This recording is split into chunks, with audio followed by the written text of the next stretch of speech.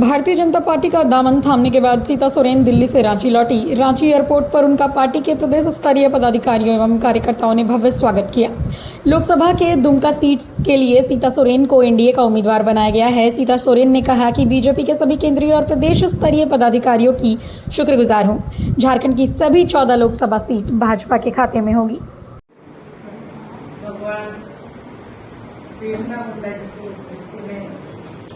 मैं आप सभी को, सभी पत्रकार को और यहाँ मंच पर उपस्थित मीडिया के हमारे पाठक जी, हमारे नेता और जी, सभी को मैं इस सभा में बहुत बहुत जोहार करती हूँ।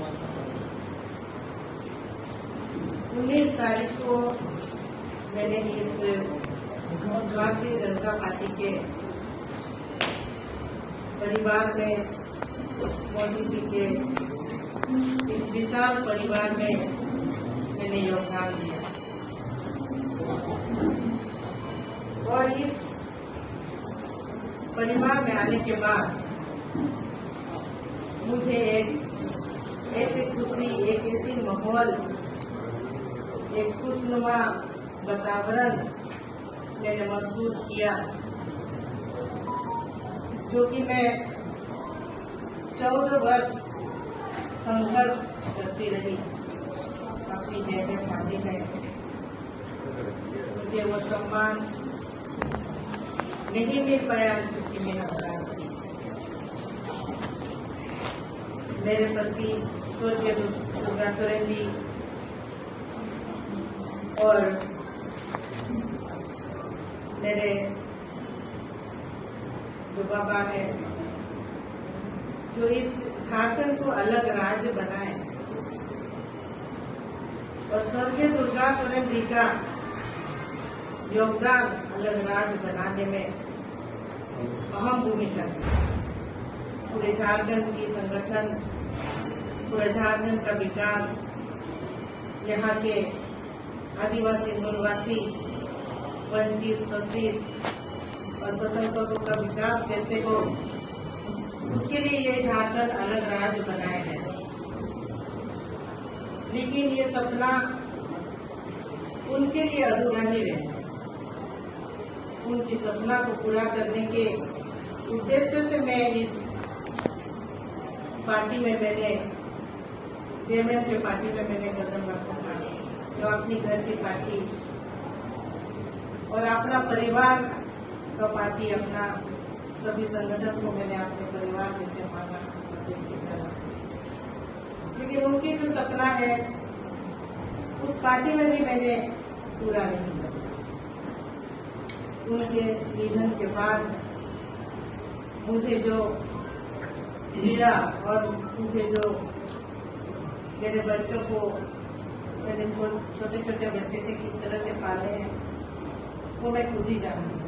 और वैसे स्थिति में पार्टी में काम किए, लेकिन हमको और मेरे बच्चों को कई ऐसे पीड़ा का सामना करना पड़ा। घर से अलग अलग सम्मान नहीं मिला। ऐसे में मुझे काम करने के लिए काफी दिक्कतों का सामना करना पड़ा। शुरुआत में बाबा जो कि जब उनकी तबीयत ठीक थी तो हमको और मेरे बच्चों को देखा करते थे, लेकिन अब उनकी जो शारीरिक स्थिति उसकी ठीक नहीं है, जिसके कारण काफी तकलीफों का सामना करना पड़ा। और हमको ये एक बहुत बड़ा निर्णय आज का डेट में लेना पड़ा।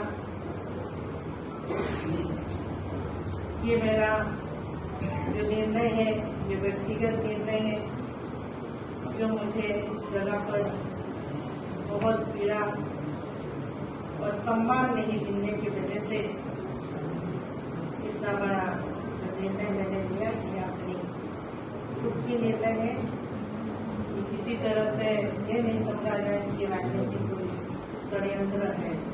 ये मैं आपसे बताना चाहूँगा। और जो मैं ये कहना चाहूँगी, मोदी जी का इतना बड़ा विशाल परिवार में मेरा आना, मोदी जी ने किस तरह से देश और दुनिया में हमारे इंडिया का नाम को रोशन करने के लिए बहुत बड़ा बीड़ा उठाया है, उसी उद्देश्य को लेकर के हमारे झारखंड जो विकास है, तो मैंने यही एक रास्ता चुना है कि यहाँ का विकास होगा तो सिर्फ मोदी जी के विचारधारा से ही विकास होगा।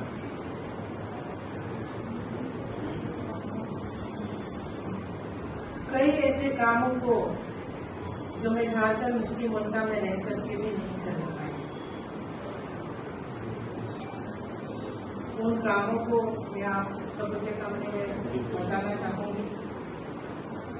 आदमगढ़ प्रतिमा जो मैं मैंने मंत्री को भी कहा था, लेकिन उन्होंने मेरी बात नहीं सुनी।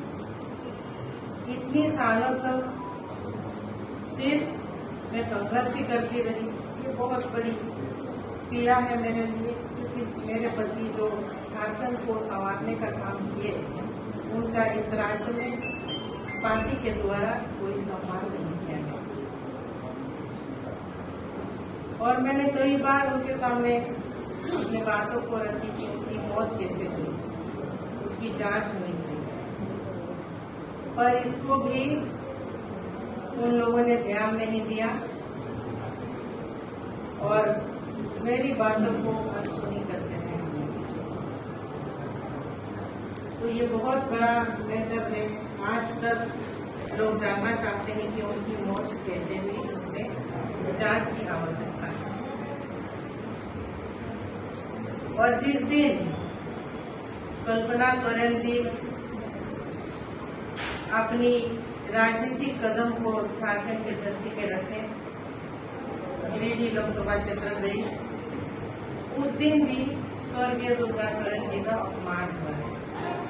सभी शहीदों का उन्होंने नाम लिए, लेकिन जिन्होंने झारखंड को संभाला, झारखंड के गरीबों का मसीहा माना जाता था, उनको उन्होंने सम्मान नहीं देने का काम किया। ये बहुत बड़ा अन्याय है, अपमान है। स्वर्गीय दुर्गा सोरेन जी का अपमान मैं बिल्कुल भी बर्दाश्त नहीं करूंगी। और जिस तरह से आज भारतीय जनता पार्टी में हमारे यशस्वी प्रधानमंत्री महिलाओं को, आदि आबादी को, नारी शक्ति को जिस तरह से सम्मान देते जा रहे हैं, उसको देखते हुए आज हम ये निर्णय लिए, बहुत सोच समझ करके। जिस तरह से महामहिम राष्ट्रपति उड़ीसा की एक छोटे से गांव से आती है, उनको एक सर्वोच्च पद पर बैठाने का काम किए, प्रथम नागरिकता का दर्जा देने की काम किए, और लोकसभा और राज्यसभा में जिस तरह का 33% आरक्षण को पास किया गया, एक आदि आबादी महिलाओं को आगे आने वाले दिन में सशक्तिकरण के लिए एक बड़ी मिसाल है। इसको देखते हुए सम्मान है तो सिर्फ भारतीय जनता पार्टी में महिलाओं के सम्मान है, उसको मैंने नहीं देखा। जब तक स्वर्गीय दुर्गा सोरेन जी थे झारखंड मुक्ति मोर्चा में, पार्टी का नीति सिद्धांत एक सही ढंग से चलती। आज उनके नहीं रहने पर सभी इस सिद्धांत और मूल भावनाओं से भटक गए। आज हम देख रहे हैं वहाँ दलालों का मनमानी चलता है। हर एक जिला में जब भी हम जाते थे दलालों से मिलते थे। अब ऐसे में झारखंड की धरती के हमारे जो यहाँ आदिवासी है, मूलवासी है, गरीब तत्व के लोग रहते हैं, चारों तरफ भ्रष्टाचार ही भ्रष्टाचार है। यहाँ लोगों का विकास कैसे है? ये झारखंड अभी तक अंधेरे में डूबा हुआ है। हमको इस अंधेरे को उजाले में लाने के लिए ये बहुत बड़ा कदम उठाना पड़ा और आज हमको लग रहा है कि स्वर्गीय दुर्गा सोरेन जी का जो सपना है वो भारतीय जनता पार्टी के अधीन में ही और इसी के सिद्धांतों पर चलकर ही वो सपना पूरा है। और सपना है, उम्मीद है, सभी 14 के 14 लोकसभा सीटों में कमल का फूल खिलेंगे और मोदी जी इस तरह के प्रयासरत हैं, दिन रात पूरा इंडिया के भ्रमण कर रहे हैं। तो जरूर आने वाले दिनों में जल्द से जल्द हमारे जो 400 पार का गणित है सभी को धन्यवाद। जय हिंद, जय हिंद।